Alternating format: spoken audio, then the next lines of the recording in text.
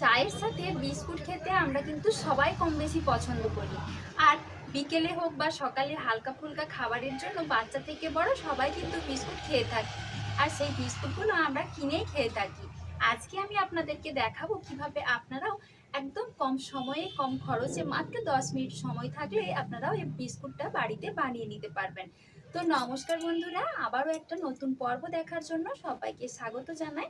প্রতিদিনের মতো আজকেও একটা নতুন রেসিপি নিয়ে হাজির হয়ে গেছি। আজ বানাবো মাত্র 10 মিনিটে একদম ঘরোয়া পদ্ধতিতে দোকানের মতো মুচমুচে খাস্তা বিস্কুট। তাহলে চলুন দেরি না করে ঝটপট আমার আজকের এই বিস্কুটের রেসিপি শুরু করা যাক। তো বিস্কুট বানানোর জন্য আমার এখানে সবার প্রথমে লাগছে একটা বাটি মাপ করে সাদা তেল। আমি এখানে শুধু সাদা তেল নিইনি, এই বাটিটার মধ্যে হাফ বাটি সাদা তেল আর হাফ বাটি ঘি নিয়েছি। একটু এক বাটির চাইতে কম আছে, যেহেতু ঘিটা একদম গাঢ় গাঢ় হয়ে আছে, গলে গেলে কিন্তু একটু বেড়ে যাবে।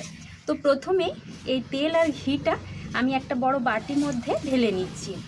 আপনারা চেষ্টা করবেন বিস্কুট বানানোর ক্ষেত্রে যে কোনো একটা চায়ের কাপ বা বাটি মাপ করে সমস্ত উপকরণগুলো নিতে, তাহলে কিন্তু আপনাদেরও বিস্কুটটা একদম পারফেক্ট হবে।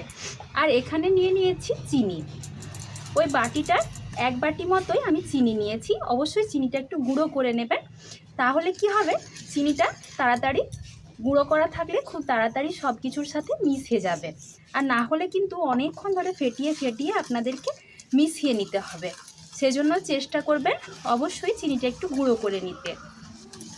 তো খুব ভালো করে এইভাবে ফেটিয়ে আমি একদম একটা সুন্দরভাবে লিকুইড বানিয়ে নেব।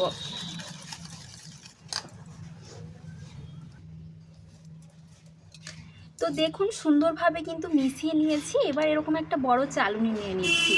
তার মধ্যে প্রথমে দিয়ে দেব 1 চামচ মতো গুঁড়ো দুধ। এবার দিয়ে দিচ্ছি হাফ চামচ মতো বেকিং পাউডার। বেকিং সোডা কিন্তু না, বেকিং পাউডারই এখানে দিতে হবে। এবার যে বাটির মাপ করে তেল আর ঘি নিয়েছিলাম, সে বাটির মাপ করে আমি এখানে 2 বাটি মতো ময়দা দিয়ে দিচ্ছি। আপনারা চাইলে কিন্তু এই বিস্কুটটা ময়দার পরিবর্তে আটা দিয়েও বানাতে পারেন, তাতেও কিন্তু ভালোভাবে বিস্কুটটা তৈরি হবে। এবার সব কিছু ভালো করে চালনিটার সাহায্যে চেলে নেব। তো এভাবে একটু চেলে নেবার চেষ্টা করবেন। আর দেখুন এই দানা দানা অংশগুলো আমি ফেলে দেব। এবার সব কিছু আমি হাত দিয়ে ভালো করে একবারে মিশিয়ে নিচ্ছি। হাতের সাহায্যে আমার মনে হয় মিশিয়ে নেওয়া ভালো, তাহলে কিন্তু সব কিছু তাড়াতাড়ি করে মেশানো যাবে আর ভালোভাবে মেশানো যাবে। আপনাদের যদি হাতে অসুবিধে হয় তো যে কোনো কিছুর সাহায্যে আপনারা একই রকম করে মিশিয়ে নিতে পারেন। এটা কিন্তু মেশানোর সময় কোনো রকমের জল ব্যবহার করা যাবে না। এই মাপটা একদম পারফেক্ট মাপ। আপনারা এই রকম মাপটা নিয়ে ভালোভাবে মাখতে থাকবেন, তাহলে দেখবেন আস্তে আস্তে একটা ডোয়ের মতো পরিণত হয়ে যাচ্ছে। তো দেখুন বন্ধুরা, আমি কিন্তু সুন্দরভাবে মেখে নিয়েছি। একদম ভালোভাবে মেখে নিতে হবে।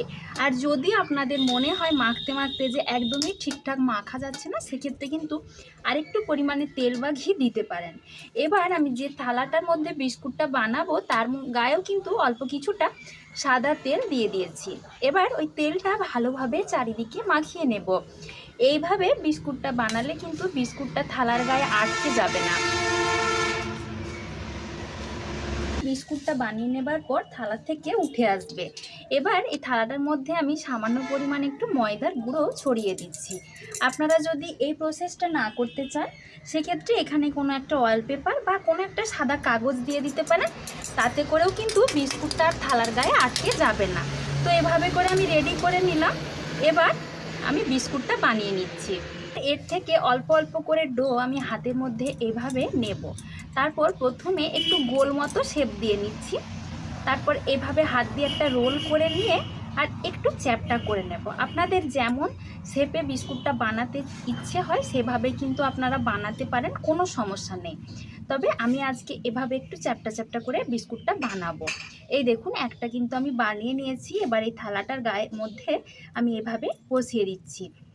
আবারও অল্প কিছুটা মিশ্রণ হাতের মধ্যে নেব। তারপর প্রথমে একটু চাপ দিয়ে গোল করে এইভাবে একটা ডিম্বাকৃতি শেপ দিয়ে একটু চ্যাপটা মতো করে নিচ্ছি।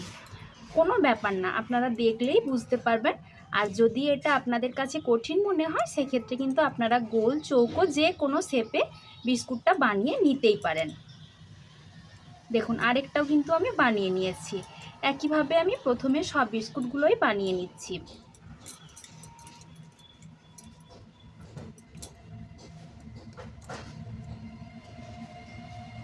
ভাবে সমস্ত বিস্কুটগুলো বানিয়ে নিয়েছি।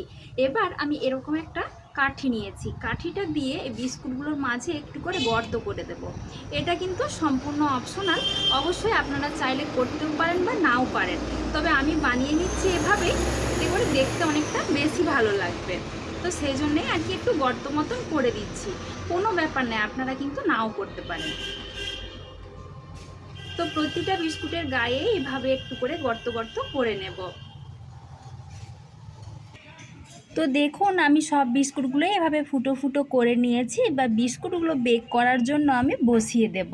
দেখুন বন্ধুরা, আমি বিস্কুটটা বেক করার জন্য আগের থেকে গ্যাসের উপর একটা কড়াই বসিয়ে দিয়েছিলাম, প্রায় 5 মিনিট মতো রেখে দিয়েছিলাম। এখন কিন্তু কড়াইটা ভীষণ সুন্দরভাবে তেতে গেছে, আর তার মধ্যে একটা স্ট্যান্ড বসিয়ে দিয়েছি।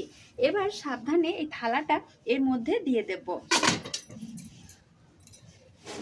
প্রচণ্ড গরম, তাই একটু আলতোভাবে দিতে গিয়ে একটু নড়ে গেল, কিছু মনে করবেন না। এবার ওপর থেকে একটা ঢাকা দিয়ে গ্যাসের আঁচটা মিডিয়ামে রেখে দিয়ে 20 মিনিট মতো বেক করে নেব। তার মধ্যে কিন্তু বিস্কুটটা সুন্দরভাবে তৈরি হয়ে যাবে। তো ফিরে আসছি 20 মিনিট পর। বন্ধুরা, ঘড়ি ধরে আমি 20 মিনিট মতো এটা বেক করে নিয়েছি, তারপরেও আরও 10-15 মিনিট মতো গরম অবস্থায় রেখে দিয়েছিলাম। এখন আমি খুলে দেখাচ্ছি যে বিস্কুটটা কেমন সুন্দর হয়েছে। এই দেখুন বিস্কুটটা কত সুন্দরভাবে ফুলে উঠেছে। আর যেহেতু থালাটার মধ্যে ময়দা আর তেল মাখিয়ে রেখেছিলাম, একটুও কিন্তু বিস্কুটগুলো থালার গায়ে আটকেও যায়নি, সুন্দরভাবে অনায়াসে কিন্তু উঠে আসছে।